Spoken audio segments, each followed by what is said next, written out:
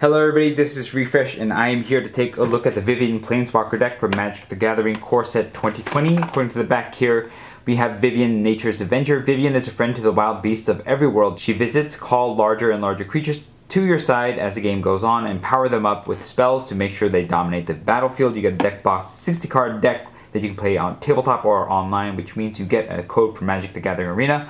One 15 card booster pack, which is less than the regular set's two 15 card booster packs. However, this costs less at base. And then you have a strategy insert and two reference cards. Let's go ahead and confirm the contents. Alright, we have Vivien, Nature's Avenger, 6 mana, 3 loyalty planeswalker. For +1, you get put 3 +1/+1 counters on up to one target creature. That's a very strong boost. -1, reveal cards from the top of your library until you reveal a creature card. Put that card into your hand and the rest onto the bottom of your library in a random order. And -6, target creature gets +10 and gains trample until end of turn. So that's kind of a game finisher. Now this doesn't have a strong way of defending itself, but it does let you get a creature card. However, that doesn't enter the battlefield until the following turn. And the +3/+3 that you might give a creature permanently may make one of your creatures strong enough to be able to defend Vivien, but again, this is not the most exciting of the planeswalkers here. Here's some cool Vivien writing a wolf art on the deck box. We have a pack, of course, at 2020. And then we have our strategy insert. It says, hey, before you play, just make sure to play the deck a bit to know what it does before you start messing with it.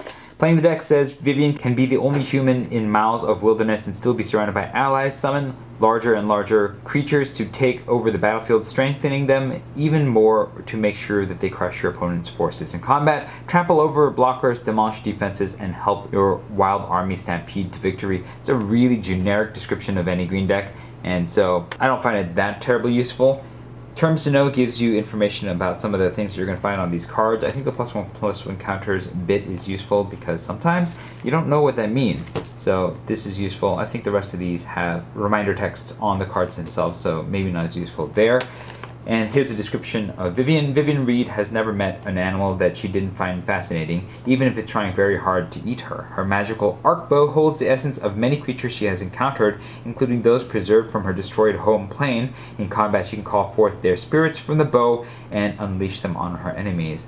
The only thing that's really interesting about this is the destroyed home plane part. I kind of wish we had a little bit more story about her, who she is, and why we should find her fascinating, besides the general green, I like creatures bit. On the back, we have how to play Planeswalker cards. Very useful. Glad that they don't have a bunch of ads on this anymore. And now a look at the deck.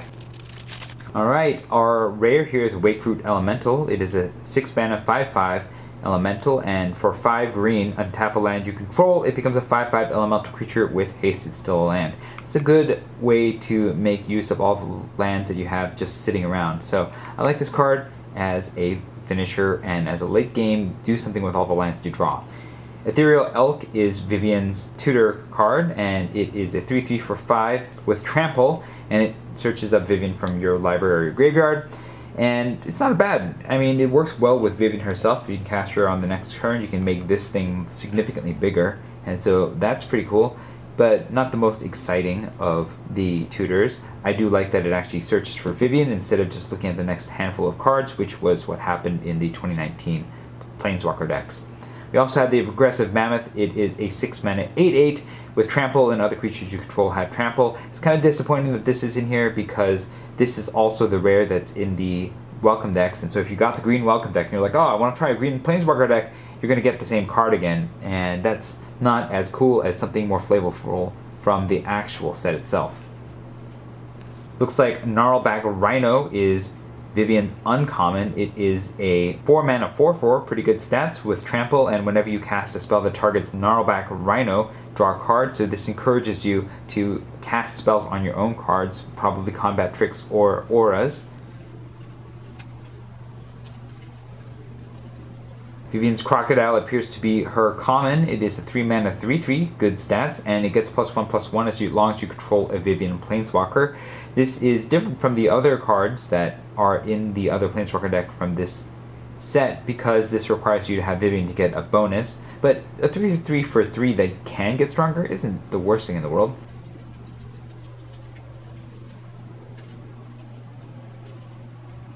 And it also includes a few Titanic growths which aren't in the set, and that's an interesting addition, that there are more than just the standard one unique common, one unique uncommon, one unique rare in this deck. You also get some information that is useful on these reference cards for early beginning players, and I like these two reference cards a lot. This I don't like as much. Popular Magic formats, it's not informative enough to be useful, and it doesn't really teach you how to play, so not very good there. On the back you have the code to redeem the Vivien deck on Arena. I've already used this code, so don't bother trying, but you can find some gameplay from Arena with this deck on my YouTube channel. And I'll get some reps in with this deck and let you know what I think when I get back. Alright, so I played with this deck a bit and I have some thoughts. So the major theme of this deck is, in particular, and you can see right here, is playing combat tricks, or specifically playing spells that target your own creatures. And the Season of the Growth, as well as the Gnarlback Rhinos, are the cards that really point towards your deck wanting to do this, because if you cast one of these other spells, Titanic Growth, Growth Cycle, or Rabid Bite, you can draw a card, whether you target the Gnarlback Rhino or you target Season of Growth. And if you have both in the deck, then you draw 2 cards if you target Gnarlback Rhino. So that is one of the big things that this deck is trying to do. To that effect, you have several cards that work well with that theme. So one of those is Barkhide Troll, and it's probably one of the best cards for this ability because it can get hexproof by removing the +1/+1 counter that's on it. And by getting hexproof, it means that when you cast one of these spells targeting your Barkhide Troll, and your opponent then targets your Barkhide Troll with some sort of removal, you can just remove the counter that's on your Barkhide Troll, and then your opponent's spell that they had to cast to try to kill the Barkhide Troll is nullified. They might have to cast another one in order to try to kill it, and so it is a fantastic ability. Hexproof is very, very powerful with any deck that's trying to benefit from casting spells on your own creatures. So that makes the Barkhide Troll quite useful. The Greenwood Sentinel is actually arguably useful because Vigilance is an ability that can work alright with this ability, which means that you can attack with your creature and then have it able to block. Either way, you can cast a combat trick on it, and so it's okay. And I suppose, I don't know if there are any better 2-drops that you want to play with this sort of theme, and so I think it's okay, but it's not the most exciting of the creatures in this deck. I think the worst creature in this deck is actually the deck's exclusive creature, which is Vivien's Crocodile. It's a 3/3 for 3, which is mediocre stats, for green, and it gets +1/+1 as long as you control a Vivien Planeswalker. That does absolutely nothing for what this deck is trying to do.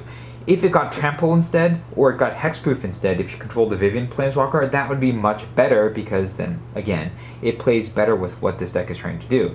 Again, Trample is a fantastic ability for creatures when you are using pump effects, because that means that your opponent can't just put a small creature in front of it to chump for a turn, because that damage is going through. And so if your opponent manages to block it with, say, an equal powered creature, and you play a combat trick on your creature that makes it bigger, like the Gnarlback Rhino, then it's going to become an 8/8 if you Titanic Growth it, and all that excess damage goes through and hits your opponent. And so Trample is a great effect, which is why I like the Gnarlback Rhino. I like the Silverback Shaman, which also has Trample. The Ethereal Elk, which searches out Vivien herself, also has Trample. Wonderful effects. Really like that in this deck. And even the Aggressive Mammoth, which is a welcome deck rare, and so it's really easy to get, very cheap, and you might even already have it before you buy this deck.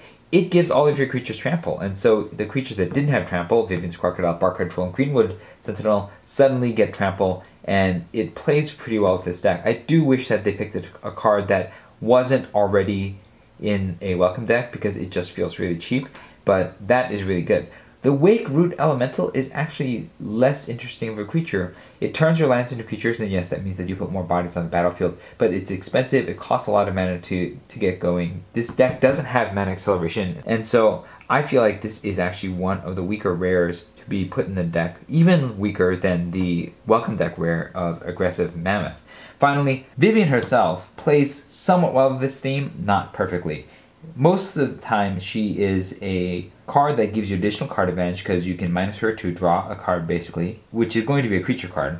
The +1 ability just pumps up your creatures, which isn't that great because it doesn't play well with Season of Growth or an Gnarlback Rhino, which demands you cast a spell that targets them and not just an ability. If the card also said use an ability that targets a creature you control, then I think this ability would be much stronger, but as it is, all it does is hit buffs up your cards, which I guess is okay. I think it's best on like a Greenwood Sentinel so that you can attack with it and then defend with it, but it's not the most exciting ability. The -1 is where it's at for Vivien, and if you get to the -6, then you can make one of your creatures enormous and trample and possibly win the game, but that's what an ultimate should be doing. The last card that I have a bit of a concern about is the Might of the Masses, because it gets +1/+1 for each creature you control. Now I understand that it has only 1 mana, but this is not a ton of creatures. This is not a super go wide aggressive deck, and so I feel like this is a bit of a miss. I would have rather had another Titanic Growth or another Rapid Bite, both of those, or another Season of Growth, because all of those I think would play better with what this deck is trying to do. But for the most part, I think this deck is fairly simple. I wish that the Vivien's Crocodile were something slightly different, because I think it would be a much better card, and this deck much better if so. And Vivien herself is probably one of the least exciting Planeswalkers in one of these Core Set 2020 Planeswalker decks.